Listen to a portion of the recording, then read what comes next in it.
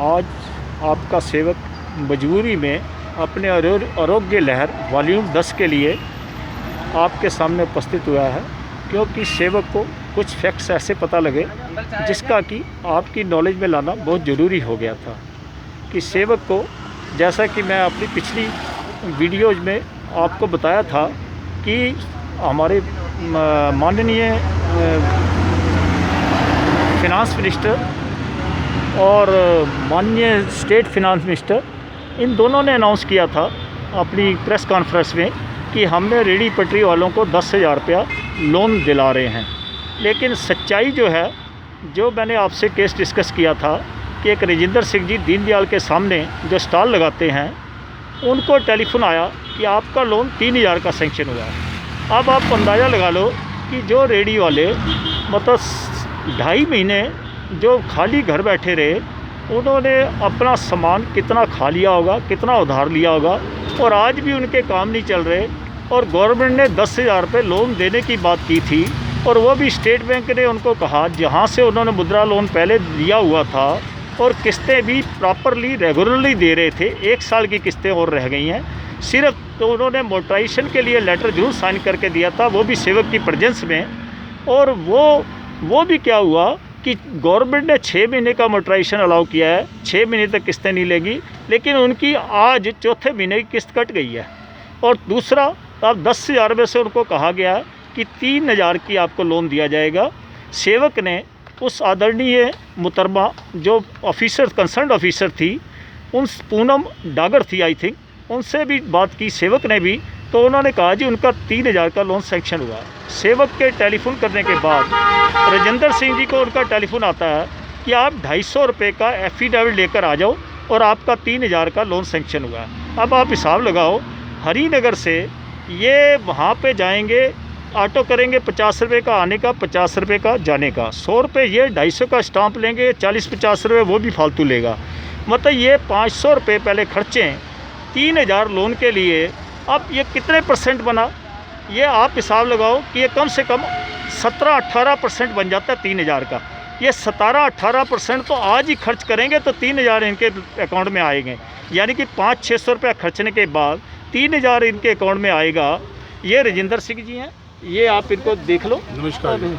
और ये अश्विनी जी हैं, इनको ये अश्विनी जी हैं, इनको पंजाब नेशनल बैंक ने 7,000 दिया है। 10,000 का लोन जब सेंक्शन हो चुका है तो इनको उन्होंने 10 में से 7 दिया, और इनको 3,000 के लिए कह रहे हैं, और इनको ये भी कह रहे हैं 250 रुपये का एफिडेविट लेके आओ। अब आप मुझे बताओ कि ये कहाँ तक हम माने कि हमारी गवर्नमेंट्स जो है संवेदनशील हैं। दूसरा, मैं कल ही आपका सेवक एक वर्चुअल रैली सुन रहा था अमित शाह जी की, वो कह रहे थे कि ममता बहन जी 10 साल का हिसाब दें।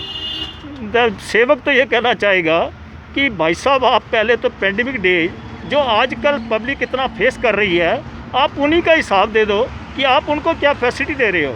सबसे पहले तो हमारी गवर्नमेंट को ये चाहिए कि संसद शुरू करे और वहाँ पे इनके अपोजिशन बैठे, वहाँ पे इनकी आपस में जो वार्तालाप हो उसका पब्लिक को पता लगे। इनको विधानसभाएँ और संसद इमीडिएट शुरू करनी चाहिए। इन्होंने जो पब्लिक को वो लॉकडाउन से बाहर कर दिया, इनको सर्वप्रथम ये चाहिए था कि ये आप अपनी संसद शुरू करें, स्पेशल सेशन बुलाते विधानसभाओं के और संसद के और म्युनिसिपल कॉरपोरेशन के, ताकि लोगों को पता चलता कि ये हमारे प्रति संवेदनशील हैं और इनको पब्लिक के बीच में आना चाहिए, क्योंकि इनके पास तो हर तरह की फैसिलिटी है। इनको तो कोरोना वायरस टच भी नहीं कर सकेगा। अगर ये फैसिलिटी अवेल करेंगे तो ये क्यों नहीं पब्लिक के बीच में आ रहे, ये पब्लिक को क्यों धकेल रहे हैं, ऐसे मौत के मुंह में पब्लिक को धकेले जा रहे हैं। आप वर्चुअल रैलियां कर रहे हैं, क्या ये समय वर्चुअल रैलीज का है? इनको सर्वप्रथम इसको एड्रेस करना चाहिए था। जो हमारा कोरोना वायरस का ये इतना स्प्रेड हो रहा है, इनको इस तरह ध्यान ले जाना चाहिए। इलेक्शन तो बाद में डिले भी किए जा सकते थे। तो ये सेवक को बहुत दुख हुआ, इसलिए सेवक आज आपके बीच में उपस्थित हुआ है और क्षमा चाहता, आपका ज़्यादा समय नहीं लेगा। सिर्फ आपको ये हालात बताना चाहता था। बाकी आप अखबारों में रोज़ पढ़ रहे होंगे जो सेवक ने आशंका जाहिर की थी कि इन लोगों के जब काम नहीं चलेंगे तो चोरी डकैती सब कुछ करेंगे। आपने 2 दिन में ही देखा होगा, करोल बाग में 2 मोबाइल की दुकानें लुट गई और सुभाष नगर में एक इंसान दूध लेने जा रहा था, उसका सोने का कड़ा रिवॉल्वर के नोक पर उतरवा लिया। ऐसे कितने इंस्टांसिस आप रोज़ देखते होंगे।